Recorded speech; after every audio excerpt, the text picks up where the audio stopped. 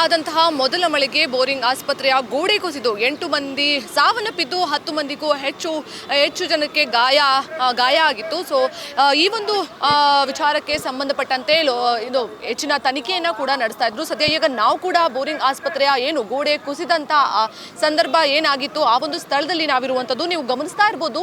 ಇವಾಗ ಏನು ಆ ಗೋಡೆ ಒಂದು ಕುಸಿದಂತ ಹಿನ್ನೆಲೆಯಲ್ಲಿ ತೀವ್ರವಾಗಿ ಬಂದಂತಹ ಮಳೆಯಿಂದ ಏನು ಈ ಒಂದು ಘಟನೆ ಸಂಭವಿಸಿತ್ತು. ಈ ಒಂದು ವಿಚಾರವಾಗಿ ಬೋರಿಂಗ್ ಗೋಡೆ ಕುಸಿತದ ಬಗ್ಗೆ ತನಿಖೆಯನ್ನು ನಡೆಸಿ ಈಗ ವರದಿಯನ್ನ ಲೋಕಾಯುಕ್ತರು ಸಲ್ಲಿಸಿರುವಂಥದ್ದು. ಗೋಡೆ ಕುಸಿತದ ಬಗ್ಗೆ ಪ್ರಕರಣ ದಾಖಲಿಸಿಕೊಂಡು ತನಿಖೆಯನ್ನ ಲೋಕಾಯುಕ್ತರು ನಡೆಸಿದಂತಹ ಹಿನ್ನೆಲೆಯಲ್ಲಿ ಸರ್ಕಾರದ ಮುಖ್ಯ ಕಾರ್ಯದರ್ಶಿ ಮತ್ತು ಸಂಬಂಧಿತರ ಮೇಲೆ ಸ್ವಯಂ ಪ್ರೇರಿತವಾಗಿ ಅವರು ಒಂದು ಕೇಸನ್ನು ದಾಖಲಿಸ್ತಾರೆ. ಅದಾದ ನಂತರದಲ್ಲಿ ಓರ್ವ ಜಿಲ್ಲಾ ನ್ಯಾಯಾಧೀಶರು ಮತ್ತು ಎಂಜಿನಿಯರ್ ಮತ್ತು ಪೊಲೀಸರ ತಂಡದಿಂದ ಇದರ ಕುರಿತು ತನಿಖೆಯನ್ನ ನಡೆಸ್ತಾರೆ. ತನಿಖೆಯನ್ನು ನಡೆಸಿದಂತಹ ಸಮಯದಲ್ಲಿ ಸಾಕಷ್ಟು ಕಾರಣಗಳು ಈ ಒಂದು ಗೋಡೆ ಕುಸಿತ ಯಾಕಾಯಿತು ಅನ್ನುವಂಥದ್ದು ಕಾರಣಗಳನ್ನು ಅವರು ಕೊಟ್ಟಿರುವಂಥದ್ದು. ಭಾರತೀಯ ಕಟ್ಟಡ ಸಂಹಿತೆ ಪ್ರಕಾರ ಸಾರ್ವಜನಿಕ ಕಟ್ಟಡಗಳ ಸುತ್ತ 1.5 ಮೀಟರ್ನಿಂದ 2.4 ಮೀಟರ್ ಎತ್ತರದ ಗೋಡೆ ಇರಬೇಕು ಅನ್ನುವಂಥದ್ದು ಕೂಡ ಹೇಳಿರ್ತಾರೆ. ಆದರೆ ಈ ಒಂದು ಗೋಡೆ ನೀವು ಏನು ಗಮನಿಸ್ತಾ ಇದ್ದೀರಾ, ಇದು ಅದರ ವಿರುದ್ಧವಾಗಿ ಅಂದರೆ ಅದರ ನಿಯಮವನ್ನು ಉಲ್ಲಂಘನೆ ಮಾಡಿ 2.8 ಮೀಟರ್ ಆಗಿತ್ತು. ಅದಾದ ನಂತರ ಏನು ಅವೈಜ್ಞಿಕವಾಗಿ ಏನು ಗೋಡೆಯ ಪಕ್ಕದಲ್ಲಿ ಅಂದರೆ ಗೊತ್ತಿದ್ದು ಕೂಡ ಅವರು ಗೋಡೆಯ ಪಕ್ಕದಲ್ಲಿ ಸಾಕಷ್ಟು ಮಣ್ಣನ್ನು ಏನು ಬೇರೆ ಕಡೆಯಿಂದ ತಂದಂತಹ ಮಣ್ಣನ್ನು ಅವರು ಈ ಒಂದು ಜಾಗಕ್ಕೆ ಹಾಕಿರ್ತಾರೆ. ಸೊ ಹಾಗಾಗಿ ಅಂದರೆ ಸುಮಾರು 1.8 ಮೀಟರ್ನಷ್ಟು ಮಣ್ಣನ್ನು ಅವರು ಇಲ್ಲಿ ಹಾಕಿರ್ತಾರೆ. ಸೊ ಇದರಿಂದ ಏನು ಯಾವುದೇ ರೀತಿಯಾದಂಥ ಕನ್ಸ್ಟ್ರಕ್ಷನ್ ಮಾಡುವಂಥ ಟೈಮ್ನಲ್ಲಿ ಒಂದು ಒಂದು ಗೋಡೆಗಳಿಗೆ ಬೇಸ್ ಸರಿಯಾಗಿ ಇಲ್ಲದಂತಹ ಕಾರಣದಲ್ಲಿ ಈ ಒಂದು ಮಳೆಗೆ ಬಂದಂತಹ ತೀವ್ರವಾದ ಮಳೆಗೆ ನೀರಿನ ರಭಸಕ್ಕೆ ಮಳೆಯ ರಭಸಕ್ಕೆ ಗೋಡೆ ಕುಸಿದು ಸುಮಾರು 8 ಮಂದಿ ಸಾವನ್ನಪ್ಪಿದ್ರು.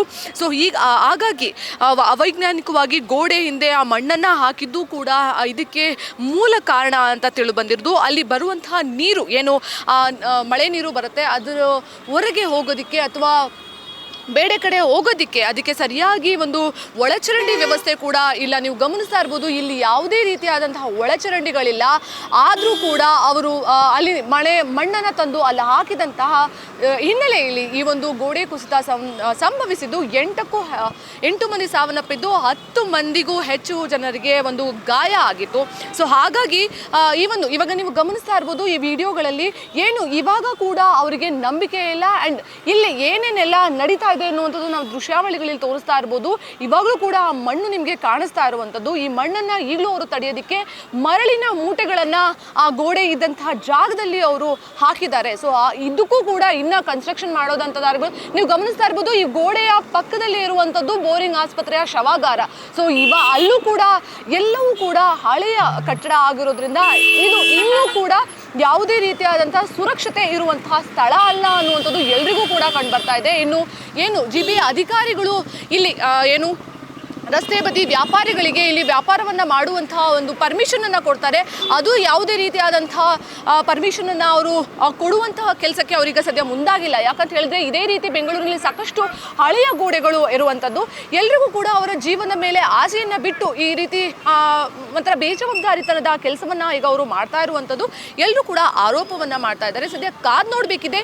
ಇದೇ ರೀತಿ ಅಂದರೆ ಬೋರಿಂಗ್ ಆಸ್ಪತ್ರೆಯಲ್ಲಿ ನಡೆದಂತಹ ಘಟನೆ ಯಾವುದೇ ರೀತಿಯಲ್ಲಿ ಬೇರೆ ಕಡೆ ಸಂಭವಿಸಬಾರ್ದು ಅಂತ ಹೇಳಿ ಎಲ್ಲ ಅಧಿಕಾರಿಗಳು ಕೂಡ ಮುನ್ನೆಚ್ಚರಿಕೆ ಕ್ರಮಗಳನ್ನು ವಹಿಸಿ ಬೆಂಗಳೂರಿನಲ್ಲಿ ಯಾವ್ಯಾವ ಕಡೆ ಎಲ್ಲ ಹಳೆ ಗೋಡೆಗಳು ಇದೆ ಅದನ್ನೆಲ್ಲ ಕೂಡ ಎಲ್ಲರೂ ಪರಿಶೀಲನೆಯನ್ನು ಮಾಡ್ತಾ ಇರುವಂಥದ್ದು. ಪರಿಶೀಲನೆ ಮಾಡಿ ಮುಂದೆ ಏನು ಮಾನ್ಸೂನ್ ಮಳೆ ಶುರುವಾಗುತ್ತೋ ಆ ಒಂದು ಮಳೆಯಿಂದ ಯಾವುದೇ ರೀತಿ ತೊಂದರೆ ಆಗಬಾರ್ದು ಅನ್ನುವಂಥದ್ದನ್ನು ಕೂಡ ಮುನ್ನೆಚ್ಚರಿಕೆ ಕ್ರಮಗಳನ್ನು ವಹಿಸುವುದರ ಜೊತೆಗೆ ಜವಾಬ್ದಾರಿಯುತವಾಗಿ ಕೆಲಸವನ್ನು ಮಾಡಬೇಕು ಅನ್ನುವಂಥದ್ದು ಈಗ ಎಲ್ಲರೂ ಹೇಳ್ತಾ ಇರುವಂಥದ್ದು. ಯಾಕಂತ ಹೇಳಿದ್ರೆ ಈ ಒಂದು ಸಾವಿನಿಂದ ಸಾಕಷ್ಟು ಹಾನಿಯಾಗಿದೆ. ಈ ಒಂದು ಮಳೆಯಿಂದ ಸಾಕಷ್ಟು ಹಾನಿಗಳು ಮುಂದೆ ಆಗುವಂಥ ಚಾನ್ಸಸ್ ಕೂಡ ಇದೆ. ಸೊ ಹಾಗಾಗಿ ಎಷ್ಟು ಜವಾಬ್ದಾರಿಯುತವಾಗಿ ಮಾಡ್ತಾರೋ ಅದು ಯಾವುದೇ ರೀತಿಯಾದಂಥ ಹಾನಿ ಆಗದೇ ಇರಲು ಕಾರಣ ಆಗತ್ತೆ ಅಂತ ಹೇಳಿ ಕ್ಯಾಮ್ರಾ ಪರ್ಸನ್ ಮಹೇಶ್ ಜೊತೆ ನಿಸರ್ಗ, ಸ್ಪೀಡ್ ನ್ಯೂಸ್ ಕನ್ನಡ, ಬೆಂಗಳೂರು.